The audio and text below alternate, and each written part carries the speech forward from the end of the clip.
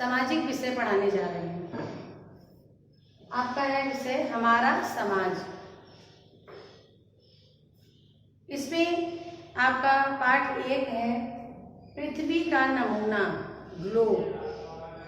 यानी आज हम चर्चा करेंगे कि पृथ्वी हमारे लिए कितनी महत्वपूर्ण है और जो ग्लोब जिसे पृथ्वी का नमूना कहा गया है वो क्या है और इससे हमें क्या लाभ मिलता है या ये किस काम आता है या इससे हमें क्या क्या जानकारी मिलती है। तो आज हम आपको ग्लोब के बारे में जानकारी देंगे। पृथ्वी पहले समझ लेते हैं। पृथ्वी क्या है? यानी धरती जिस पर हम निवास करते हैं और इसी पृथ्वी पर रहकर हम अपने भोजन, कपड़े आदि चीजों की व्यवसाय करके अपने पेट यानी जीवन यापन करते हैं। तो ग्लोब को पृथ्वी का एक नमूना कहा गया है। पृथ्वी हमारी कैसी है पहले जानते हैं कि पृथ्वी कैसी है। अंतरिक्ष यानी ऊपर से जब देखा गया तो हमें पृथ्वी कैसी लगी? चपटी। लेकिन हमारी पृथ्वी गोल है। ठीक, कैसी हमारी पृथ्वी? गोल है। ये एक नारंगी के समान है। ठीक, ये कैसी है? एक नारंगी के समान हमारी पृथ्वी है।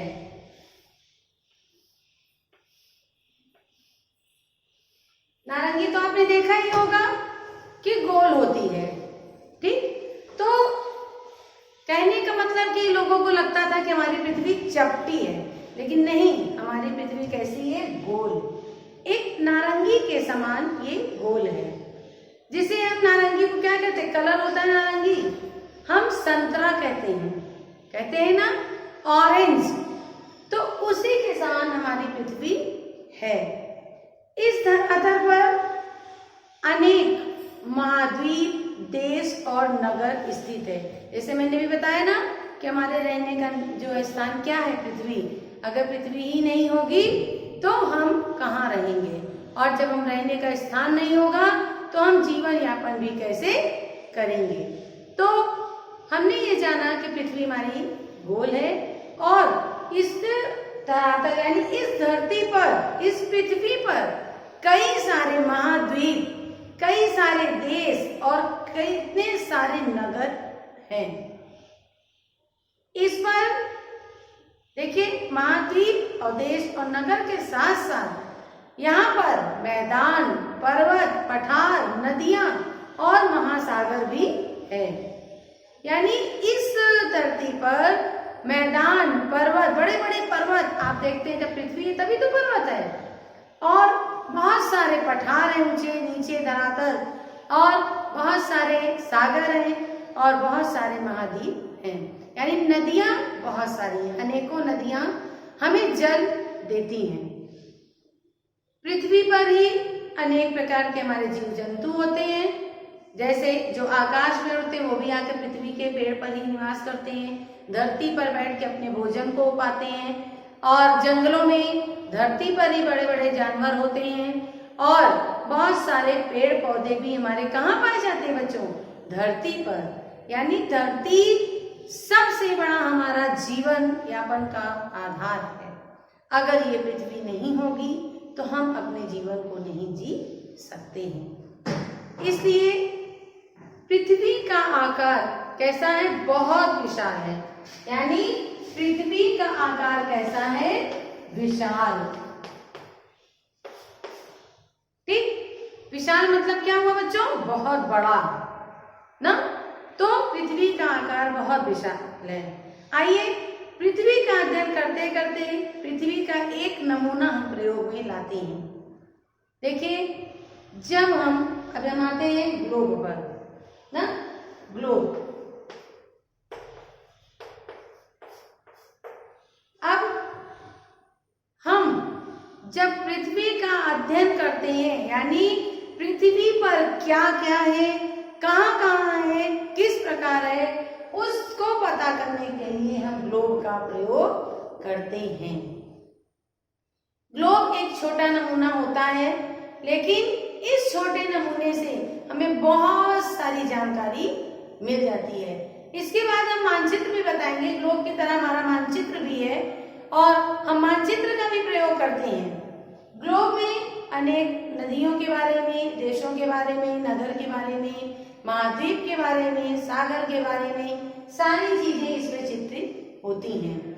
आकार बना बना के उसमें लिखा रहता है कि ये चीज यहाँ, ये चीज यहाँ, ये चीज यहाँ, ये चीज यहाँ। तो हम ग्लोब की सहायता से पता कर लेते हैं कि कौन उत्तर में है, कौन पूरब में है, कौन पश्चिम में है, कौन दक्षिण में है। तो इस तरह से, और कौन सा देश, जैसे कानपुर कहाँ है, उसके बगल में कौन सा देश है, नदी कहाँ है, कौन सा महासागर बह रहा है, उस महासागर बगल में कौन सा महासागर है, हम ये ग्लोब के द्वारा आराम से पढ़ सकते हैं और समझ सकते हैं, लोगों को बता भी सकते हैं। इसी ग्लोब का नमूना हमारा मानचित्र भी होता है, वो भी हम आपको भी बताएंगे। हाँ, ग्लोब को हम कहीं ले जा नहीं सकते, छोटा है अगर मान लीजिए हम ले जा सकते हैं, लेकिन ग्लोब इतना बड़ा कम से कम होता है तो उसको हम विस्तृत जानकारी के लिए हम कहीं भी उसको ले जा नहीं सकते हैं। लेकिन मानचित्र जो हमारा होता है, मानचित्र के बारे में भी थोड़ा सा आपको बता दे रहे हैं कि मानचित्र होता है, वो मानचित्र में भी जो है देश के बारे में पता चलता है और उस मानचित्र जो रहता है वो एक ऐसा नमूना है, उसके द्वारा भी हम सारी जानकारी लेते हैं, लेकिन उसे हम कहीं ले जा भी सकते हैं। सबसे बड़ा जो है उसमें आराम है, हम मानचित्र को फोल्ड करके कहीं भी ले जा सकते हैं, लेकिन ग्लोब को हम कहीं ले जा नहीं सकते हैं। और दोनों ही हमें उतनी ही जानकारी देता है, बस मानचित्र में विस्तृत थोड़ा सा अच्छे से पता चल जाता है और उसे हम कहीं भी ले जाकर आराम से कर सकते हैं।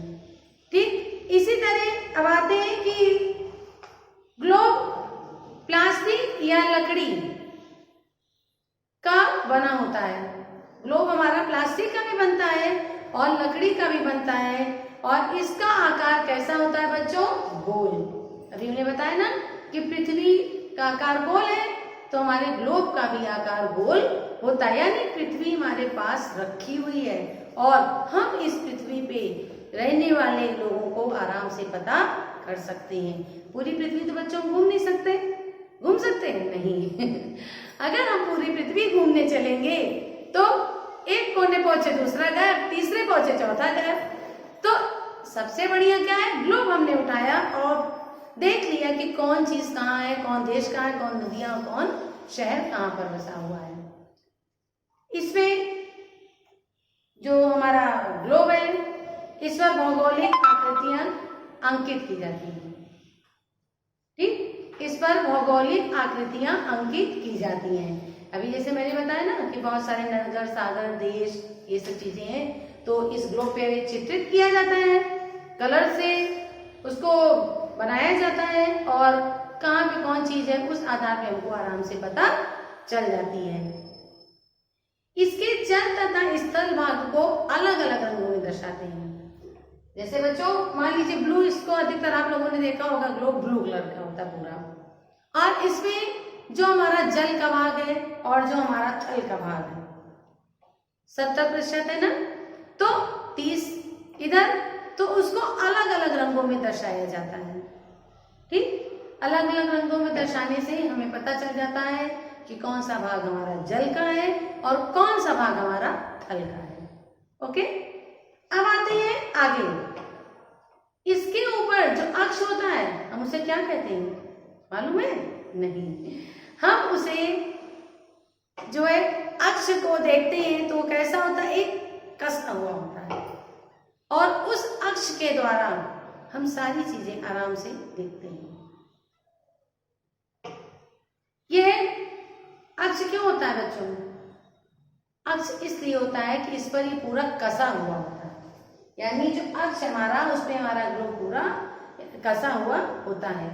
इसे आसानी से हम घुमा सकते हैं। अक्ष आप सोचते होंगे अब ये अक्ष क्या है, यानी नीचे बना हुआ होता है जो, तो उस उस पे हम इसको जो ये बना होता है इसे हम अक्ष कहते हैं, और इस अक्ष पर ग्लोब हमारा घूमता है, यानी हम ऐसे ऐसे घुमा के देख सकते हैं। अब ऐसा नहीं कि रखा तो इधर देखे तो उसको पलटे तो इधर देखे, ऐसा नहीं है। ये अक्ष के ऊपर ये कसा हुआ होता है, ये अक्ष होता है। ये लोहे और प्लास्टिक का ये बना होता है, वो भी नीचे उसी प्रकार से बना होता है। इसको हम अक्ष कहते हैं, इसी पर ये कसा होता है और हम इसको टर्न यानी घुमा कर आराम से देख सकते हैं।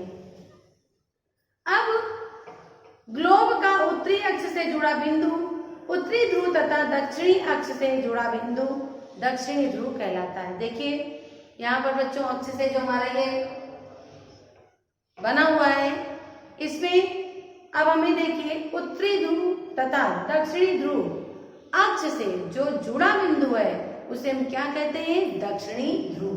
क्या कहते हैं? दक्षिणी ध्रुव।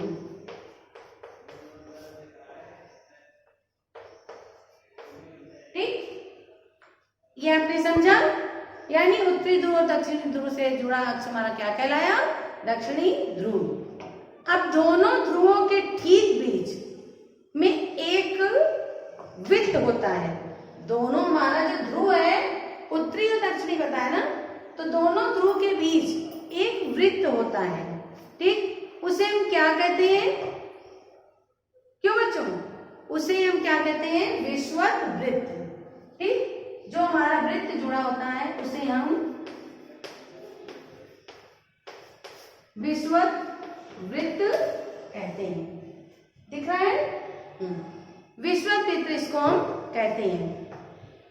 अब यानी विषुवत वृत्त का अर्थ क्या हुआ कि दोनों ध्रुवों के मध्य एक काल्पनिक रेखा है, उसे भूमध्य रेखा कहते हैं। ठीक, विषुवत वृत्त को हमने क्या कहा? भूमध्य रेखा। भूमध्य मतलब धरती के बीच की। भू मीन्स क्या हुआ? धरती हो गया, और मध्य मीन्स क्या हो गया? बीच में हो गया। यानी धरती के बीच की रेखा हमारी क्या कहलाई? भूमध्य। दोनों के बीच की रेखा को हमने विषुवत वृत्त कहा, तो हमारी भूमध्य रेखा कहलाई। ये पृथ्वी को दो बराबर भागों में, जैसे अब ये ग्लोब तो मैंने बताया, अब ये हमारी पृथ्वी को दो बराबर भागों में बांटती है। ये बीच की रेखा हमारी भूमध्य रेखा यानी विषुवत वृत्त है। इसको हमने क्या कहा? भूमध्य रेखा। ठीक, ये हमारी बीच की रेखा क्या कहलाई? भूमध्य रेखा। यानी दो भागों को हमने बीच बराबर भागों में बांट दिया। ठीक, ऊपर के आधे भाग को उत्तरी गोलार्ध कहते हैं। अब देखिए जैसे ये हमने बताया आपको, तो अब ये आया आधा। ठीक, अब हम किस तरह से आधा आ गए? पृथ्वी को हमने आधा आधा कर दिया। अब हमारा ऊपर का भाग हो गया और नीचे का भाग हो गया। ठीक है, ऊपर का भाग हमारा क्या कहलाया? उत्तरी गोलार्ध। ठीक, अब ये हमारा उत्तरी गोलार्ध हो गया। अब नीचे का हमारा भाग क्या कहलाएगा? दक्षिणी गोलार्ध।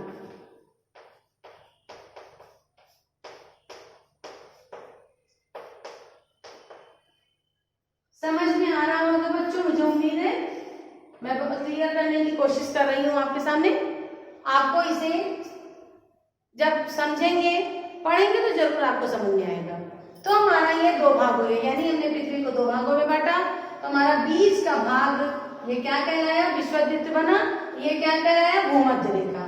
ठीक, अब ये बीच के भाग में यानी ऊपर का भाग हमारा उत्तरी गोलार्ध हो गया और नीचे का भाग हमारा क्या हो गया? दक्षिणी गोलार्ध हो गया। इस तरह से ये दो भाग में बट गया। भारत पृथ्वी के भारत देखिए कहाँ स्थित है? उत्तरी गोलार्ध में। ठीक, ये उत्तरी गोलार्ध यहाँ क्या स्थित है? भारत। ठीक, उत्तरी गोलार्ध में हमारा भारत स्थित है। और अब आते हैं रेखाएं। देखिए कुछ रेखाएं जैसे अक्षांश रेखाएं, देशांतर रेखाएं। अब ये किस प्रकार से क्या चीजें बताती हैं, आइए उसको जानकारी प्राप्त करते हैं। ग्लोब पर पूरब से पश्चिम की ओर खींची गई वृत्ताकार रेखाएं क्या कहलाती हैं? अक्षांश रेखाएं। ठीक है, हम आपको पीडीएफ के द्वारा इसे थोड़ा सा बताएंगे, लेकिन अभी हम समझा दे रहे हैं आपको कि जो है ग्लोब पर पूरब से पश्चिम की ओर जो वृत्ताकार रेखाएं खींची जाती हैं उसे हम अक्षांश रेखाएं कहते हैं। क्या कहते हैं? अक्षांश रेखाएं।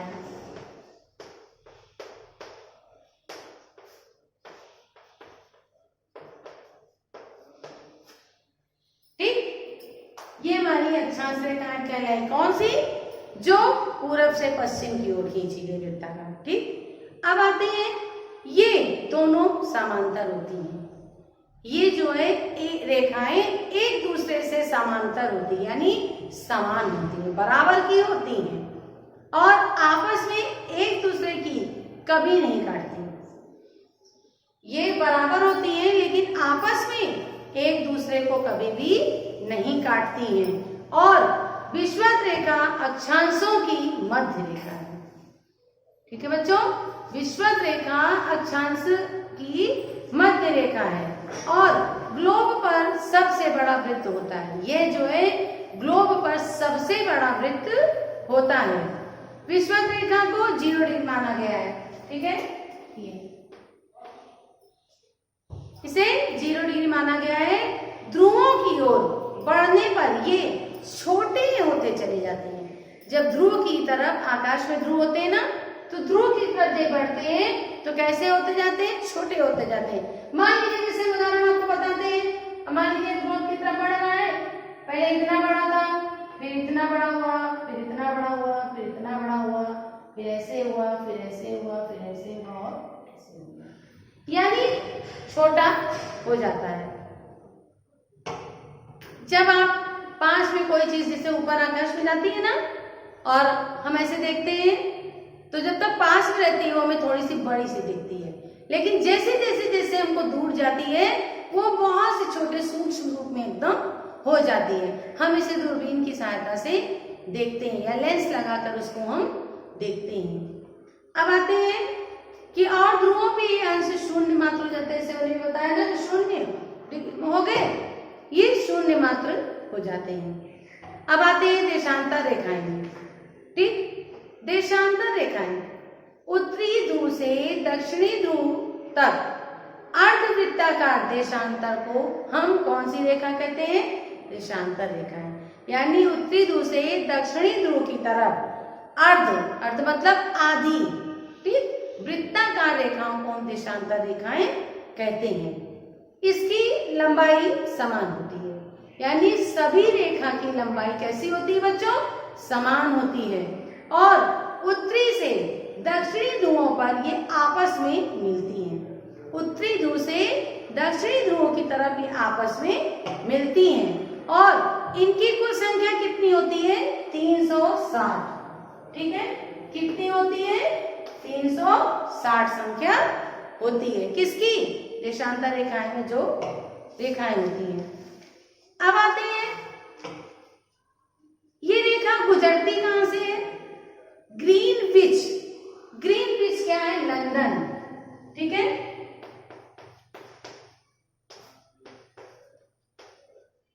ग्रीनविच ये लंदन, इसको हम क्या बोलते हैं?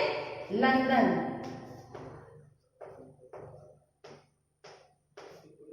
ठीक, इसको हम लंदन, यानी ग्रीनविच एक लंदन का वो शहर है। तो लंदन से होकर जाने वाले देशांतर रेखा से गणना आरंभ की जाती है।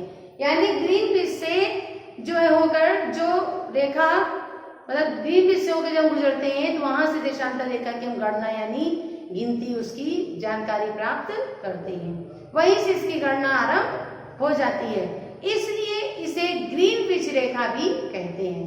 जो देशांतर रेखा है बच्चों, ये ग्रीनविच से गुजरने के कारण इसे हम क्या कहते हैं? यानी वहां से ये शुरुआत हुई तो हम इसे क्या कहते हैं? ग्रीनविच रेखा भी कह सकते हैं।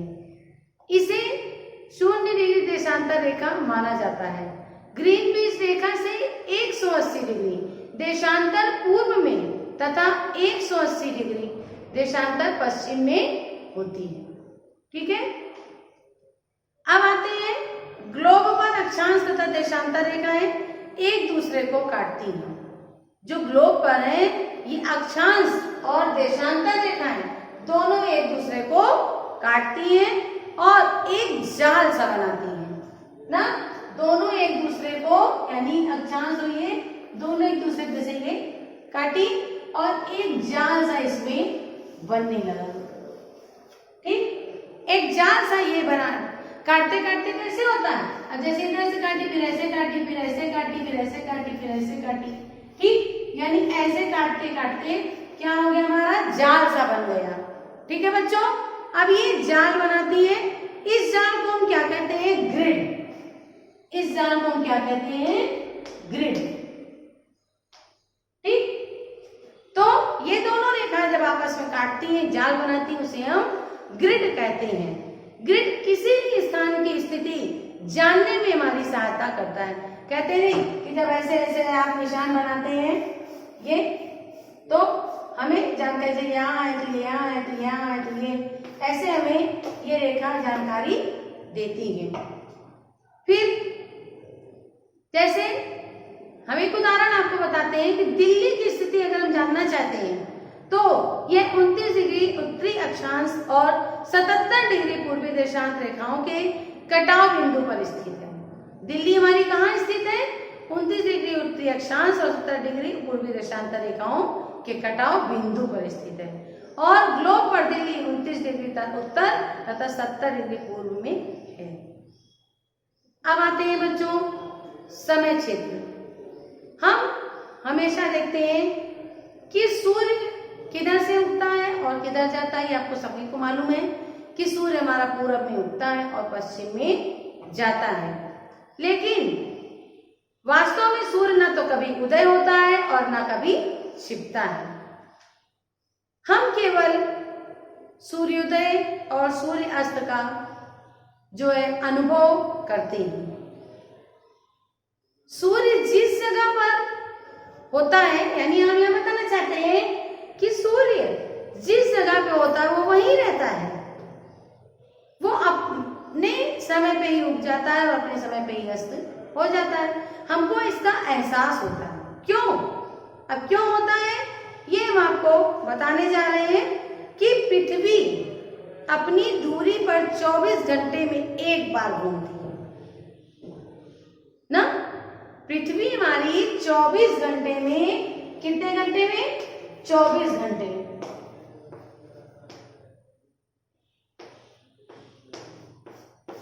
पृथ्वी हमारी 24 घंटे में एक बार घूमती है।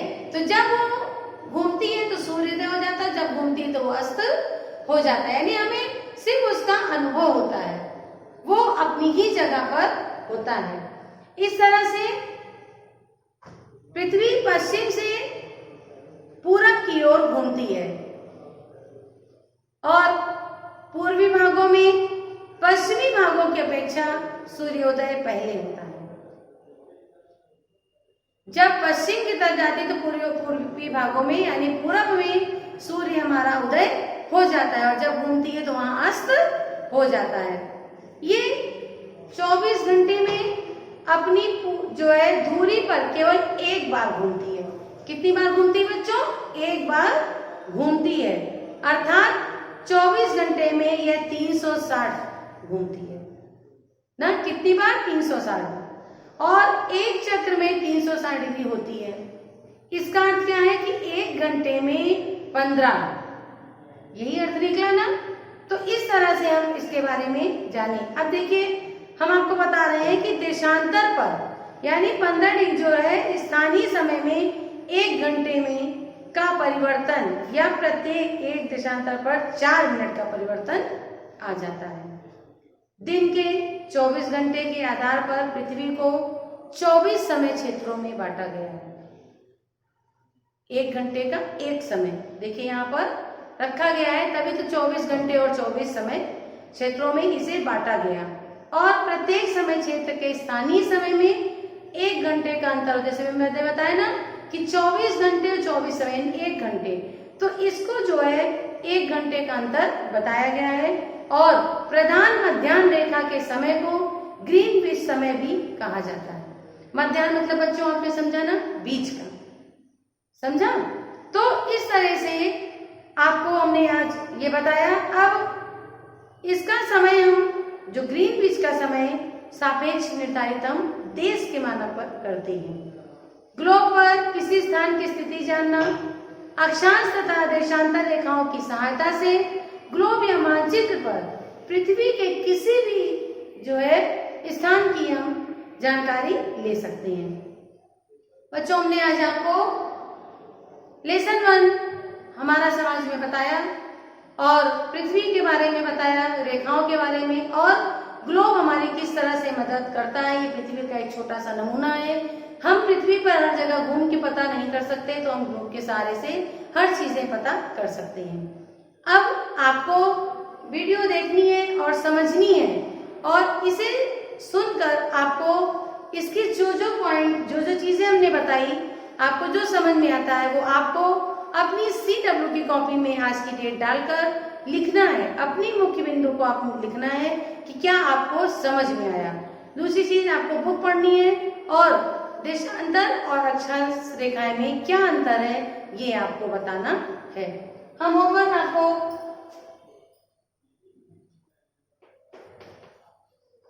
यानी आपको क्या बताना है, देशांतर रेखाएं और अक्षांश रेखाएं, ठीक। इसके में आपको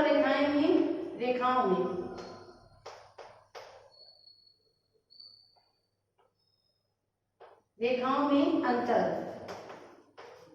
ठीक बच्चों, ये आपको बताना है। आज के लिए इतना ही। अगली वीडियो में मैं आपको इससे कुछ संबंधित क्वेश्चन आंसर या अन्य चीजों की जानकारी देंगे। Thank you.